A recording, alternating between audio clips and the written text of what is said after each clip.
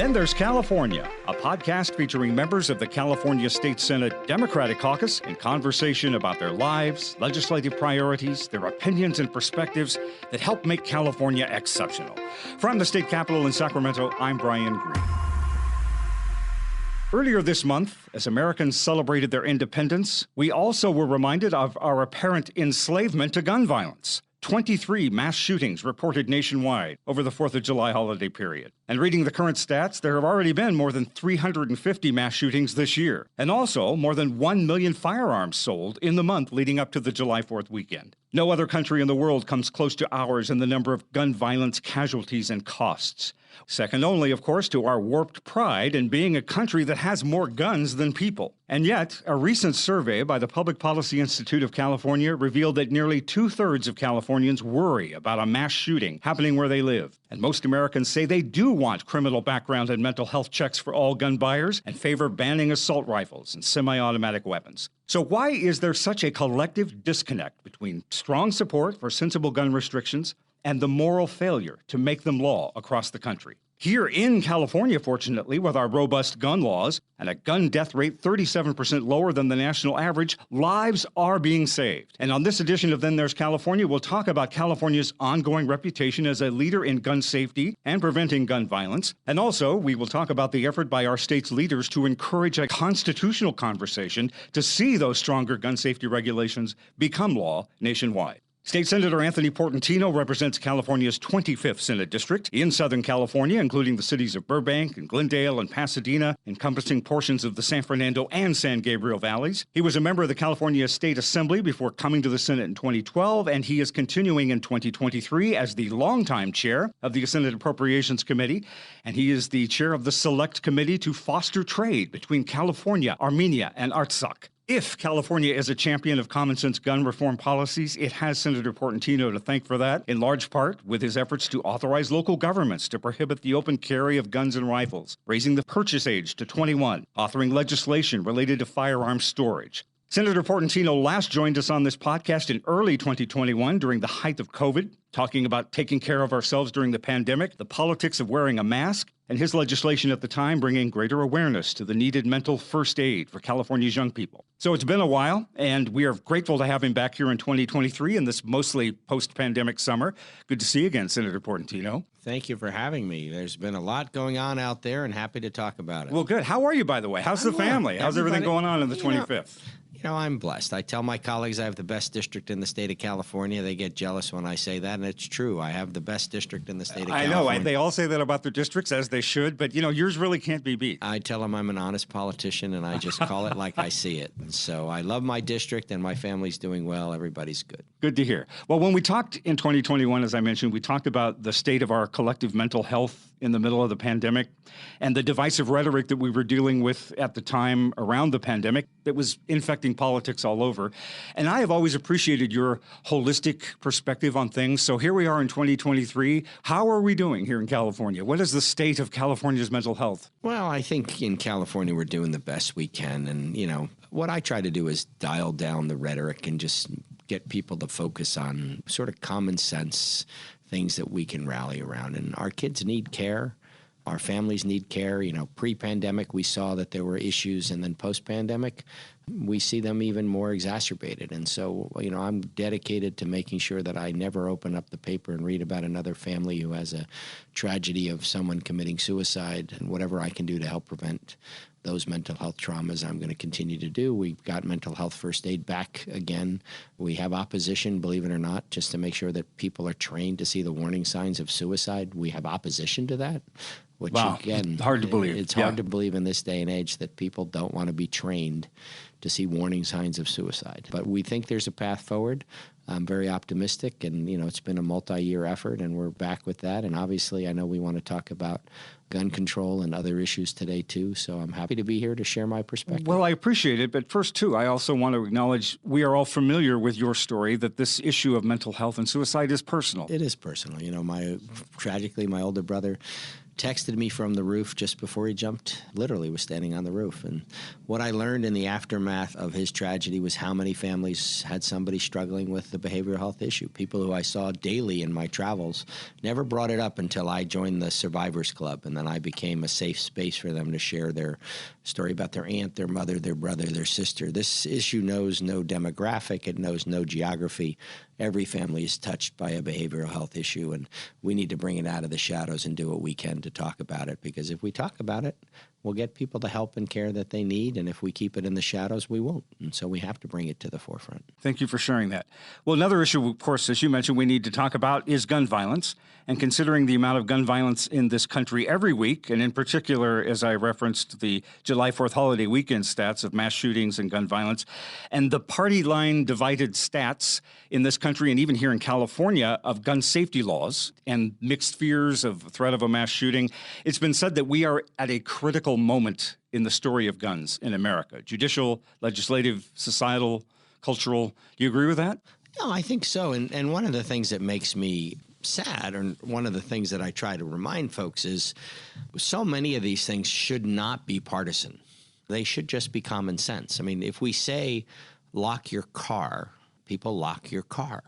Locking your car is not a partisan concept. So why is locking your gun partisan? Isn't it common sense? You know, you don't want the 13-year-old to take your car on a joyride. Why would you want the teenager to take your gun to school and shoot somebody? You have to be 25 to rent a car. We all recognize that teenagers as a whole aren't the best drivers because they haven't been driving for a long time. And so it's not partisan to say you have to be 25 to rent a car. That's the law, right? So why would you say having to be 21 to purchase a gun? Why is that partisan? It's just sort of common sense. When 67% of the shooters take the gun from homes and go to school, that's a problem of securing the gun. It's not a partisan issue. And so to me, it just seems like so many of these things are common sense that have been commandeered by folks who want to divide our nation on these polarizing issues of divine right. Well, it's not a divine right to say you shouldn't lock your gun up. It's just common sense. Well, we are divided. One side wants greater, more comprehensive gun safety legislation. The others protect those guns, and they offer thoughts and prayers. I think a majority of the people are behind common sense. It's the leaders that are beholden to, frankly, special interests. They feel like they have to be to the right as possible in order to get elected. And you know, I just don't think they're really putting the best interests of their constituents ahead of their own ambitions when they're just taking such a simplistic view of life. And, you know, you look at just on data. In California, we have a research arm at UC Davis. Yes. In Washington, they are forbidden by federal law to actually crunch the numbers. And so when you have to pass a law that says we're going to hide from data, when we're going to hide from facts, that's in and of itself a tragedy because they don't want to know the truth. They don't want to know that those states that have lax gun laws have more gun incidences than those states that have stricter gun laws. I mean, the data and the facts are on our side, which is why they want to hide the facts. And again, what happens in those situations? Frankly, people die. Yeah. You know, and so I always find it ironic that you have a segment of the public that prides themselves on being pro-life when their policies actually promote more death. And it's just not healthy. Now, I'm trying not to be flamboyant and provocative, but you have to be. You almost have to be because the other side is too. I mean, you have to tell the truth. I mean, that's the way I come back to it. You have to tell the truth. Well, California is a bellwether state in all of this. And we, notwithstanding the gun violence and deaths we've experienced here in California, even this year, our leadership in gun safety, thanks in, again, large part to you, has made this state safer than other states, by contrast. California is a safer place per capita than other states, and our gun laws work in concert with each other. Those are facts. And Mississippi and Alabama and Georgia and Texas, those citizens are less safe because of the gun laws that they have or the gun laws that they don't have. Their citizens are at risk. When we know there's a gun in a house, as you pointed out, the number of suicides increases. When we know the more guns in more hands, the more violence we have in our society. It's very simple. You are a humble guy, but nevertheless, you have been one of the forward-thinking and assertive legislative advocates to enact robust gun legislation. Reflect on and recall for us some of your specific bills, not only just since you've been in the Senate, but also in the Assembly, that have made California such a safe place. I do like to tell people sometimes when we drill down that I was doing gun safety laws before it was easy and before it was politically popular. Back in, people don't remember that the first time the open carry law was proposed in the Assembly, it failed. And I was actually a member of the Assembly leadership who authored the open carry laws, and it did not get the 41 votes to get off the Assembly floor. And so I carried it at a time when it was difficult to do and put the open carry prohibition on the governor's desk, and it got signed. And basically what happened was somebody had discovered in our laws that if the gun was unloaded, the open carry law didn't apply. And so people were carrying their weapons on Main Street, California, and just putting the bullets in their pocket, not putting them in the gun. And so there was a proliferation of weapons everywhere. And so I made that a crime in California. And then the next year, my bill, the original bill was specific to handguns. So the next year they started carrying their rifles and shotguns on Main Street, California. So then I had to come back the next year and make carrying your rifle and shotgun on Main Street, California, a crime. And, you know, fundamentally, people argue that they have a Second Amendment right, but your Second Amendment right doesn't allow you to make someone else's life, liberty, and pursuit of happiness infringe upon those basic American values. And so you don't need a gun to buy a cheeseburger in a McDonald's. You don't need a gun to go to Starbucks. And these folks were taking their guns everywhere. And particularly, about 150 of them took the gold line to Pasadena to protest me in the height of that conversation. Yes. Yeah, so I was proud to pass the open carry legislation. I raised the gun purchase age in California to 21. We passed a bill. You know, tragically, we saw in the Midwest when a school was given notice of an imminent threat, they didn't investigate the imminent threat. So I did a bill that said school districts, when they have knowledge of an imminent threat, they actually have to investigate the imminent threat. When you hear President Biden talk about the need for safe storage, you know, President Biden talks about bringing that on the national level. Yeah. Well, what he's talking about is the bill that I passed for California, which is to create liability for families if you allow your gun to fall into prohibited hands. And that's the safe storage bill that the president highlights. And it makes sense. Again, I go back to the car analogy. If you let your 13-year-old take your car and that 13-year-old causes mayhem, you're going to be responsible as the owner of the car. Same thing with your weapon. If you let your weapon fall into prohibited hands and that shooter does something wrong, you're going to be held responsible. You're going to be criminally liable for aiding and abetting that action. And so that's what the safe storage bills. And I chuckle because, you know, after I passed the law, it became politically popular, and some of my colleagues were like doing bills to educate people about my law. And it's like, you know, I'll take You'll take the compliment. Yeah, the imitation is, you know, yeah, I got it. You want to, you know, share the love. Right. But, you know, I've got the slings and arrows on Facebook to prove that this is not an easy space. But not at all. But, you know, I'm determined to be in it because it's the right thing at the end of the day. And I'm I was in D.C. when President Biden signed his gun legislation. Yeah, you were, at the White House, Yeah, it doesn't go far enough, but it was a good step in the right direction, and we have to do more. We need to ban assault weapons. I mean, again, hunters don't use assault weapons to hunt. There's, you know, no reason to have assault weapons in possession anywhere. I mean, they're just a weapon designed to kill people, and we just don't need that. So we have to do that. We have to ban assault weapons. We need to do more robust background checks. We basically, you know, one of the things that I find interesting with, well, I know we're going to talk about SB 2 yes, and why it's important to have robust concealed carry laws. You know, the opposition will say we're going after law-abiding citizens. Well, we're not going after law-abiding citizens. What we're trying to do is define responsible law-abiding citizens. Because if we can define who warrants the privilege of having a gun and separate those from the folks who are going to cause mayhem and destruction, it seems like logical sense. I mean, it seems like everybody would want to know who should be trusted and who shouldn't be trusted. Police officers have training. Hunters have training. There's a logic to the soldiers getting training. There's a logic to who should be trusted with a weapon that kills people. I'm trying to have that conversation on a principled grounds with people. Again, this isn't partisan. It's common sense. Right. People of all stripes get killed. Well, in fact, we are going to talk about SB2 and explain the importance of it, what it does, and I guess it is a response to the Supreme Court Bruin decision, some background on that decision and how this all comes out to play here in California legislature. So basically in California, every county, the sheriffs were deciding who could get a concealed carry permit, and it had discretionary criteria. Basically what the Supreme Court said is you can't just say no, or you can't just say yes, but you can have concrete criteria of who should and shouldn't be graced with a permit to carry a weapon. And so what SB2 does is it creates that concrete criteria. Basically, if you're somebody who has a history of domestic violence or somebody who's on Facebook making threats, somebody who can't get 3 character witnesses, you're probably not somebody we should trust with a gun. And so we're setting up concrete criteria according to the Supreme Court decision. The other thing the Supreme Court said is you can have a list of prohibited places. You know, that just because they believe this much more conservative Supreme Court is much more inclined to support a robust Second Amendment. But they did say that you can have a prohibited place, that there are some places that it just makes sense to not carry your gun. I mean, do you really need a gun to go to Disneyland?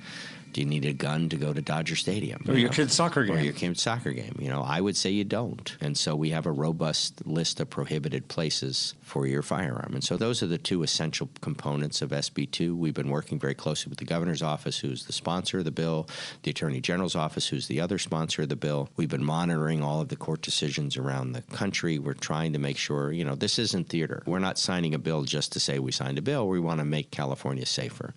And by keeping guns out of, frankly, the wrong hands, we make California safer. And that's what that bill seeks to do. Well, the mandate and debate around SB2 reminds us how the gun law terrain, again, is very divided in this country. The governor of Maryland recently signed a law in that state restricting places where people can bring guns. But by contrast, we have the governor of West Virginia who signed a bill in the spring that not only allows legally permitted guns on college campuses and university grounds, but directs the administrators to provide gun lockers in the dorms. Well, and again, what it is I hate to say it, there's certain people who are being opportunistic on tragedy, and they're using a ideology that they think is going to help them get elected, and they're preying upon good people who are going to frankly suffer and die. Again, I can't use that word die enough, because these are things that literally cause people to die. And how some of those opinion leaders and pundits and political leaders can put their own personal ambition ahead of their neighbors' children. It's sad in a sense, and that's partly what's happened in the conversation. And it's one of the things that drives me. You know, I'm not an inflammatory person. I believe in the issue from a public policy perspective and a data-driven, factual perspective. My neighbors' children will be safer if we have stronger laws. It's as simple as that. And if you're not supporting those laws, you're putting your neighbors' children and your own children at risk. And those folks have to sleep at night with knowing that. You mentioned the history of this particular legislation and this political debate, and it reminds me of how our political priorities and our debate have shifted over the generations. It made me think, too, of back in May of 1967, there was this takeover of the state capitol by the Black Panthers, and they were carrying rifles and pistols and shotguns, and they came into the Capitol to express their opposition to an anti-gun bill by a Republican lawmaker to prohibit the public display of weapons. And back then, it was legal to carry an open weapon as long as you weren't pointing it at somebody. So the Black Panthers were protesting the bill, and then after their visit, after their takeover and they left, Governor Reagan was there. He was looking at the bill, and he quickly signed the bill saying, you know what, there is no reason why on a street today a citizen should be carrying loaded weapons. Here is a Republican governor, albeit in the 1960s, a different political time. So just interesting how things change over the decades, right? Yeah, Ronald Reagan could not win a Republican primary today just because he raised taxes and he supported gun control. And it just shows you how the discourse has changed. And there were, you know, for as partisan as we were back then, people could still find some common ground. I'm optimistic. I always tell people you got to believe tomorrow's going to be better than today or you don't get out of bed. But it's incumbent upon us to translate our optimism, to translate our positions, and to build consensus and make things happen. You know, leading with facts is important to do. And again, I'm very pleased that California has the UC Davis Research Center, so we can put out information out there. Based on fact. Based on fact. Give us the details of SB 368, your other bill, and how it impacts responsibilities related to the storage of guns during a mental health crisis. Again, very important considering we're the suicide capital of the world when it comes to use of a firearm. Yeah, I believe that the gun stores should have skin in the game. They're selling these weapons, and if you're at home and you're a gun owner and you feel like you're having a behavioral health crisis and you want to take your gun somewhere, you're probably more comfortable going back to the store you bought it from than to local law enforcement. And so what this bill is, it forces gun stores to take those guns and store them from their clients. If they want to come voluntarily and say, hey, would you hold on to my gun for the next couple months, they should have skin in the game.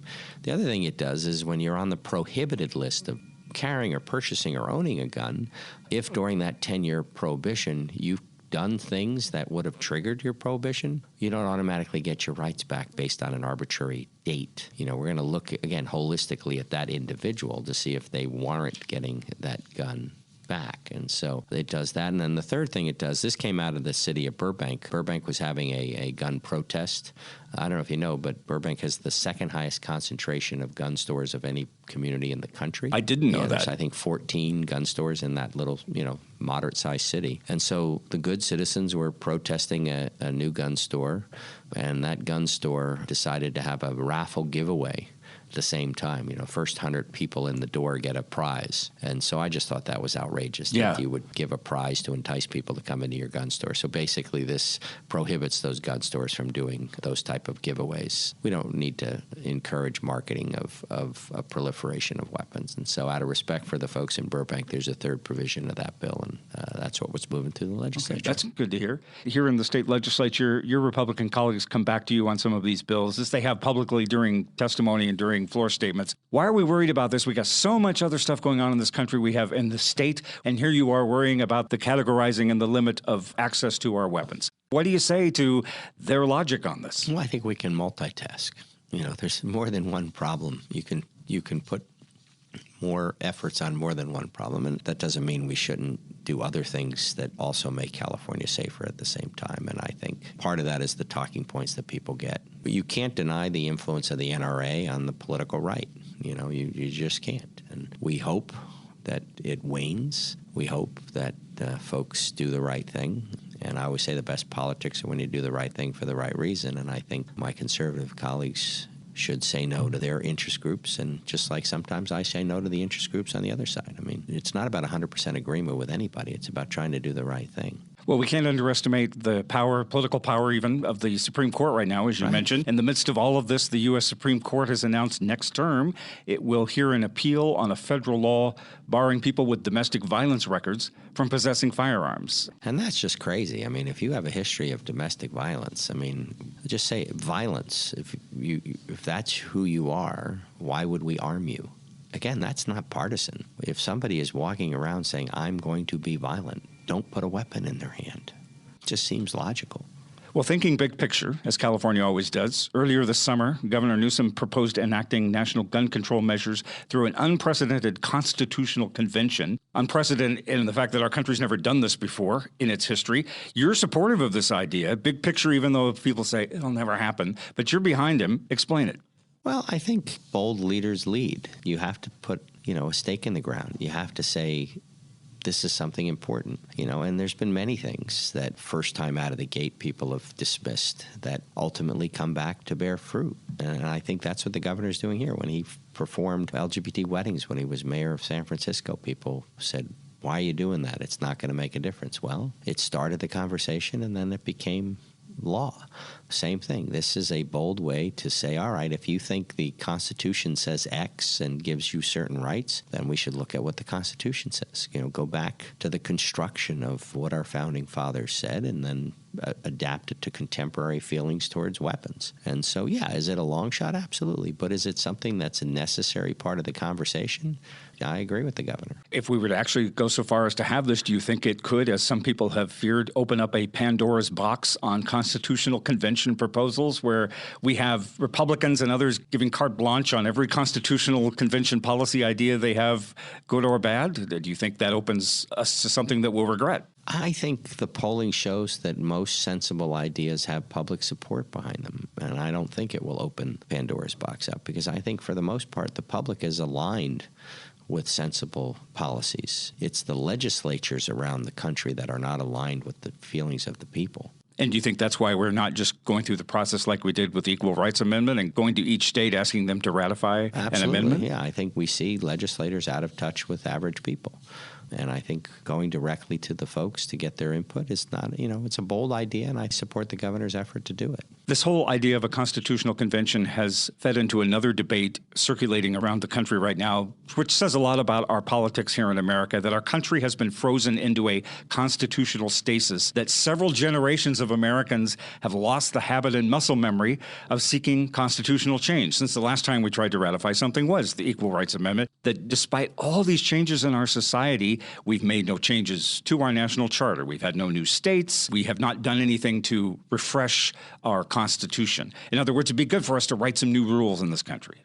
Well, I think the more people you involve in the conversation, the more input you get, the broader you go out with the conversation, I think the better we're served. And I think we're at a point in time where people are getting tired of the stalemate. People are getting tired of the empty rhetoric. People are getting tired of the thoughts and prayers, and that's all they offer. And, the other thing, it's frustrating, too, in that the use of behavioral health issues. We have a mental health crisis in our country, and we need to address the mental health crisis. But people use that as an excuse for gun violence. And, again, we go back to the data. There are other industrialized countries that have behavioral health crisis, but they don't have mass shootings. There are other countries that have many of the same systematic issues that we do, but they don't have mass shootings. The gun violence problem in our country is a uniquely American problem. Other countries just don't have it because they have stronger gun controls, but they have all the same underlying systematic issues that we do. They just don't have the violence because they get guns under control. And so I think we have to articulate that when we have the conversation with the folks on the right, that it's not a behavioral health issue. It's an availability of gun issue. Big picture, looking at everything we're talking about here, politics, our divides, our divisions in this country. There was a Gallup poll late last year that found that the average level of confidence in a broad range of institutions like the military, the Supreme Court, big business, the corporate world was only 27%, that there is this pervasive collective distrust in this country. Not a surprise, but I read about this and I thought, if I'm going to ask anybody about this, it's going to be Senator Portantino. Why is it so difficult for us to trust one another? How do we rebuild that trust? Here's the fundamental thing. There's an old saying that says, great leaders are healers and unifiers. When you listen to politicians talk, do you think healer and unifier, or do you think divider? And I think we've come to a situation where people feel that by promoting special interests or unique interests, that's the key to their power. And I always use the analogy of when somebody says, I'm here for you, you're going to make sure I don't fall into the water because you're going to hold me up. You're going to be a rock for me in the middle of that creek, right? You're going to make sure I don't get wet. But you know what? I'm not going to get to the other side of the creek because I'm stuck on a big rock protecting you. But if I want to get to the other side of the creek, I got to be for you, and I got to be for you, and I got to be for you. And you know what? Sometimes that means my feet are going to get a little wet because I got to step on a lot of little rocks to get to the other side. And that's what we need. We need leaders who are willing to step on a lot of little rocks and get a little wet, but to get to the other side. And we need leaders who inspire folks to believe, in particular young people. We have a situation where young people volunteer in a higher percentage than any other generation in the past because they see the fruits of their labor. When they go to the battered women's shelter, they see the family that comes in for help. When they go to the food bank, they see who gets the benefit of their labor.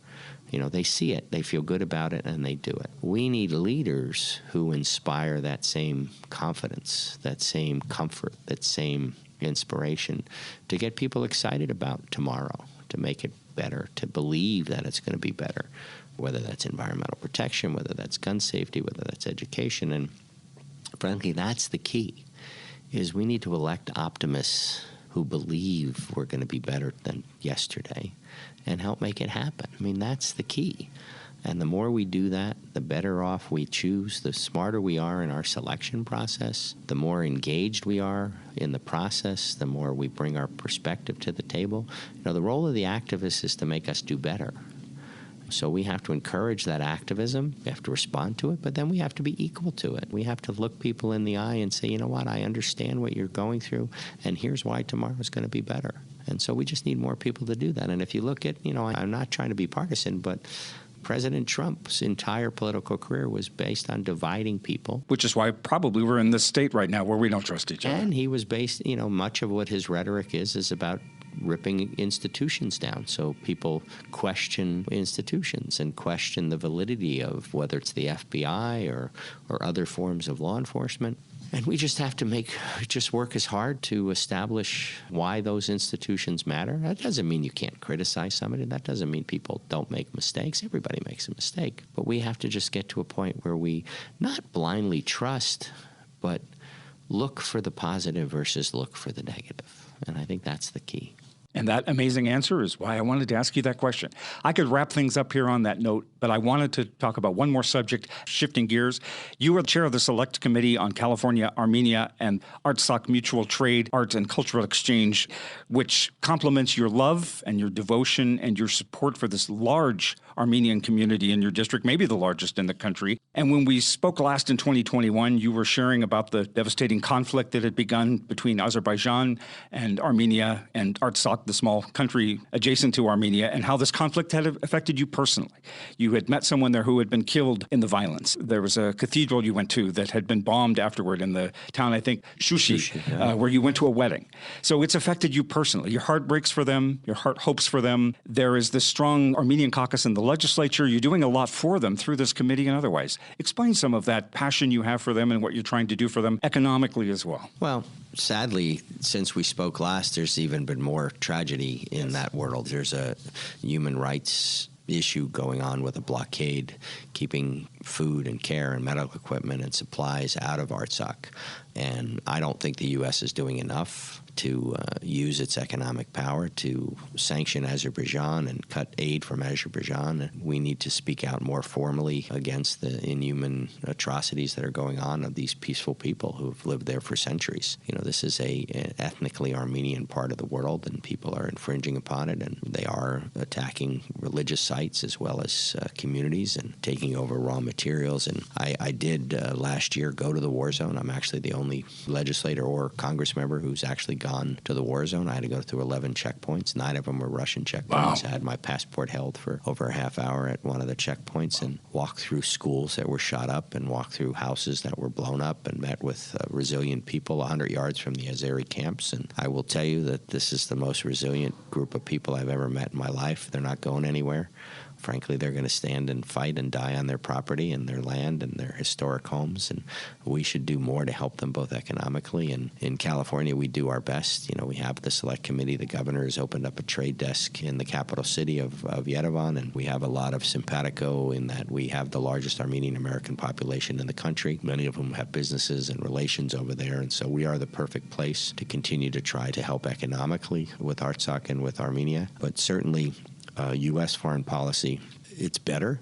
The Biden administration is better than the Trump administration, and Trump was very close to Erdogan and very close to Turkey, another dictator that he was getting himself close to. And part of the attack on Artsakh was timed while Trump was still in power. But the Biden administration, too, should do more. We've had a number of congressional representatives, Adam Schiff, Frank Pallone, Menendez, take strong action in Washington to try to encourage. So there's a core group of Congress members and senators who believe, like I do, and are pushing the administration to be stronger and do better. But California has a voice in that conversation, and I'm proud to be one of the folks who advocate for the good people.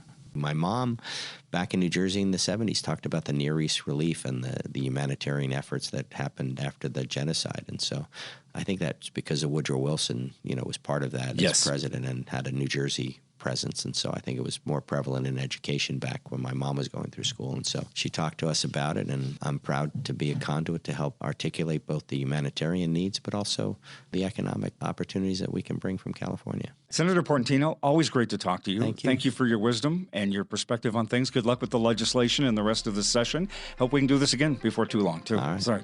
Nice to have you. Happy to be here. Senator Anthony Portantino, representing the 25th Senate District in Southern California and the San Fernando and San Gabriel Valleys. That's a wrap for this edition of Then There's California. We're a production of the California State Senate Democratic Caucus with technical assistance and production support from John Roman, Brian Shadden, McLeana Woods, Michelle Baker, Megan Diskin, and the graphic artistry of Tim Davis. I'm Brian Green at the State Capitol in Sacramento. Thank you for listening to Then There's California.